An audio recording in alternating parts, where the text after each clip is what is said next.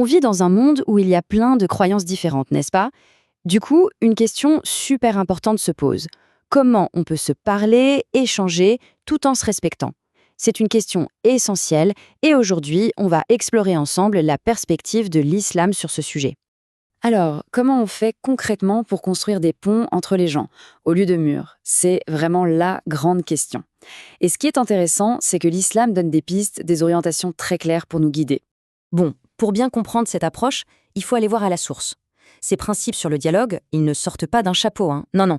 Ils sont directement ancrés, enracinés dans le texte fondamental de l'islam, le Coran. Écoutez bien ce verset.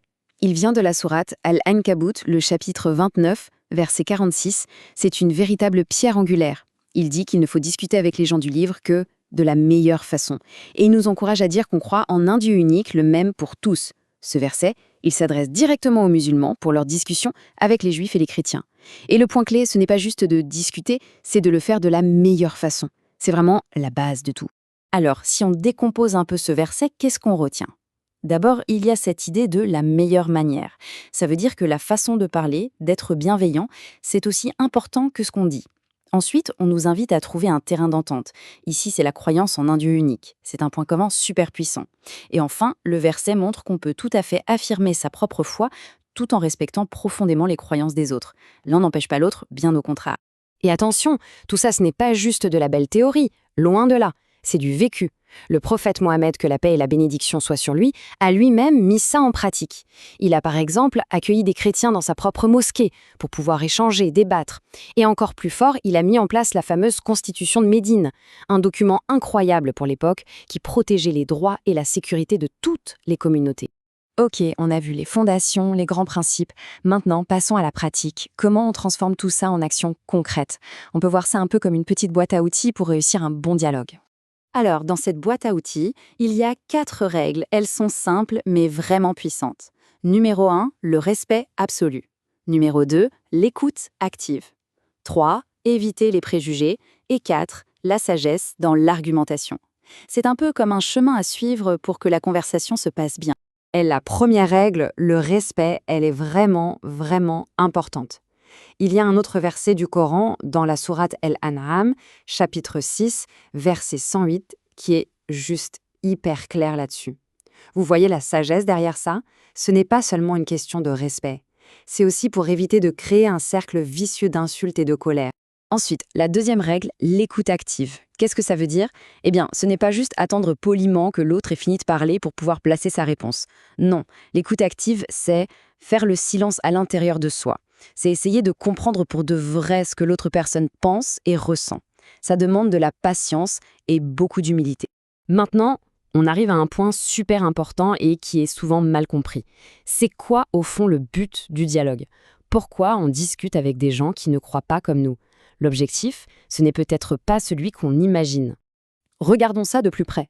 D'un côté, on a le vrai but du dialogue, la compréhension mutuelle, construire la paix, trouver des valeurs communes sur lesquelles on peut travailler ensemble. Et de l'autre côté, on a ce que le dialogue n'est pas.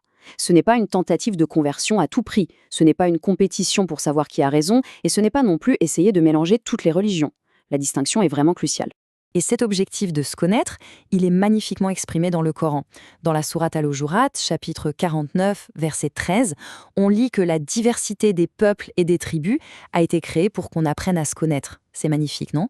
Le dialogue, c'est donc au cœur même de ce que signifie être humain. Évidemment, il faut être réaliste. Le dialogue a des limites. Si une conversation devient méchante, si elle tourne à la moquerie ou à l'insulte, la meilleure chose à faire, c'est de s'arrêter. L'islam enseigne de se retirer avec calme et dignité. Pas besoin d'ajouter de l'huile sur le feu. Allez, on arrive à la dernière partie. On a vu les principes, les règles, le but. Maintenant, comment on applique tout ça dans nos vies tous les jours? Parce que, soyons clairs, le dialogue entre les religions, ce n'est pas un truc réservé aux grands savants. Non, ça se passe tous les jours, tout autour de nous.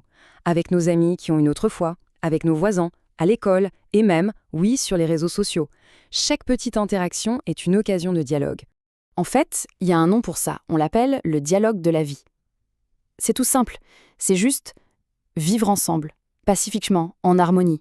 Avant même de commencer à parler de grands concepts, il y a ce premier pas, le plus important de tous. Partager le quotidien dans le respect. Et au final, tout ça nous ramène au cœur même de la foi.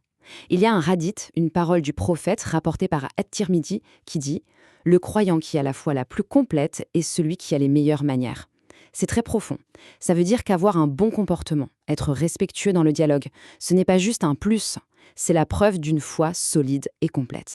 Alors on va se quitter avec une question pour réfléchir. Après tout ce qu'on vient de voir, quelle sera la prochaine conversation respectueuse que l'on aura? La réponse, en fait, elle est entre les mains de chacun d'entre nous.